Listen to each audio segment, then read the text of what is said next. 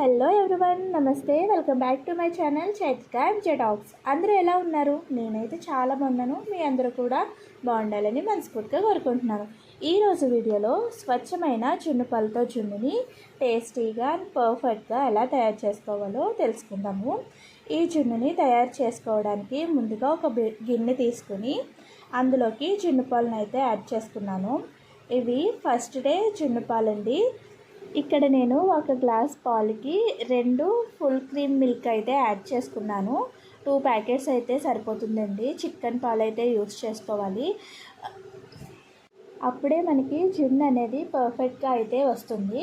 నార్మల్గా అయితే ఒక గ్లాస్ జున్ను పాలకి 3 గ్లాసులు నార్మల్ మిల్క్, అంటే మనం రెగ్యులర్గా యూస్ చేసుకునే మిల్క్ని అయితే యాడ్ చేసుకోవాలి. అదే రెండో రోజు జున్ను పాలు అయితే ఒకటికి యాడ్ చేసుకుంటే సరిపోతుంది. ఇప్పుడు ఇందులోకి నేను 1/2 kg వరకు బెల్లం అయితే తీసుకున్నాను. ఎలాగో కరిగిపోతుంది అనేసి నేను నార్మల్గా కొద్దిగా క్రష్ చేసి అయితే తీసుకున్నాను. ఇప్పుడు ఈ బెల్లాన్ని ఈ పాలలో అయితే యాడ్ చేసి బెల్లం మొత్తం పూర్తిగా కరిగిపోయేంత వరకు మనము మిక్స్ చేసుకోవాలి. బెల్లం పూర్తిగా కరిగిపోయిన తర్వాత ఒకసారి స్వీట్నెస్ అన్నది చెక్ చేసుకోండి. ఒకవేళ మీకు స్వీట్నెస్ అన్నది సరిపోకపోతే కొద్దిగా షుగర్ కానీ లేదంటే బెల్లం కానీ యాడ్ చేసుకోవచ్చు. అది మన టేస్ట్కి బట్టి మనం యాడ్ చేసుకోవాలి. ఇప్పుడు బెల్లం కరిగిన తర్వాత ఇందులోకి 1/2 టీ స్పూన్ వరకు మిరియాల పౌడర్ యాడ్ చేసుకోవాలి. అండ్ అలాగే కొద్దిగా ఇలాచీ పౌడర్ అయితే యాడ్ చేసుకుని ఒకసారి బాగా మిక్స్ చేసేసుకోండి.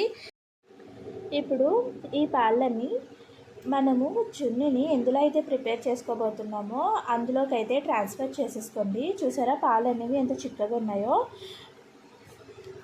ఈ పాలల్లో మనము వాటర్ అనేవి అసలు యాడ్ చేయకూడదండి. వాటర్ యాడ్ చేస్తే కనుక టేస్ట్ అనేది మారిపోతుంది. చికెన్ పాలు మాత్రమే యూజ్ చేసుకోవాలి.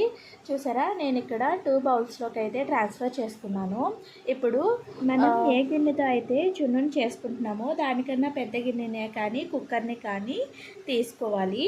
ఇక్కడ నేను కుక్కర్ని అయితే తీసుకున్నాను. ఇందులో ఒక గ్లాస్ వాటర్ అయితే యాడ్ చేసుకుని ముందుగా మనం మిక్స్ చేసుకుని పెట్టుకున్న జున్ను పాల గిన్నెని అయితే పెట్టుకోవాలి. ఇప్పుడు మూత పెట్టి 15 to 20 మినిట్స్ పాటు లో ఫ్లేమ్లో అయితే కుక్ చేసుకోవాలి. నేను మీకు చూపించడం కోసం 10 మినిట్స్ తర్వాత ఓపెన్ చేసి చెక్ చేస్తున్నాను. మధ్యలో నైఫ్తో కానీ స్పూన్తో కానీ చూపిస్తున్న విధంగా చెక్ చేసుకుంటూ ఉండాలి. చూసారా, ఇలా చివరన మిల్క్ అయితే ఎలా వచ్చిందో అలా వస్తే కనుక ఇంకా రెడీ అవ్వలేదని అర్థం అనమాట. ఇప్పుడు ఇంకో 10 నిమిషాల పాటు లో ఫ్లేమ్లో అయితే పెట్టి దీనిని ఉడికించుకోవాలి. ఒక 10 మినిట్స్ తర్వాత ఓపెన్ చేసి చూస్తే ఎలా ఉందో చూసారా, ఏమాత్రం వాటర్ అంటుకోకుండా క్లీన్గా వస్తుంది. కాబట్టి జున్ను అయితే రెడీ అయిపోయినట్టే. స్టవ్ ఆఫ్ చేసుకుని ఈ గిన్నెని పక్కనైతే పెట్టేసేయండి. పూర్తిగా చల్లారిన తర్వాత దీన్ని ఫ్రిడ్జ్లో పెట్టుకుని తింటే కనుక జున్ను అయితే చాలా టేస్టీగా ఉంటుందండి. అండ్ అలాగే సాఫ్ట్గా కూడా ఉంటుంది. నేనైతే జున్ను తిని ఆల్మోస్ట్ 4 ఇయర్స్ అయితే అయిపోతుంది. సో నాకు ఇంకా కంగారాక జున్ను అవ్వగానే నేనైతే ఒక బౌల్లో వేసుకుని అయితే లాగించేసాను. టేస్ట్ అయితే చాలా అంటే చాలా బాగుంది. ఇలా నోట్లో వేసుకోగానే అలా కరిగిపోతుంది. ఒక్కసారి మీరు కూడా ఇంట్లో ట్రై చేసి చూడండి. మన ఇంట్లోనే స్వచ్ఛమైన జున్ను పాలతో తయారు చేసుకున్న జున్ను టేస్ట్ని వేరే ఏ ఇన్స్టెంట్ జున్నుతో మాత్రం అస్సలు కంపేర్ చేయలేమండి. అంత టేస్టీగా ఉంటుంది.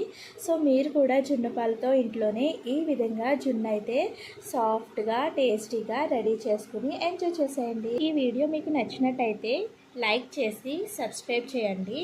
అండ్ అలాగే మీ ఫ్రెండ్స్కి, రిలేటివ్స్కి అండ్ మీకు తెలిసిన వాళ్ళందరికీ షేర్ చేయండి. Thank you.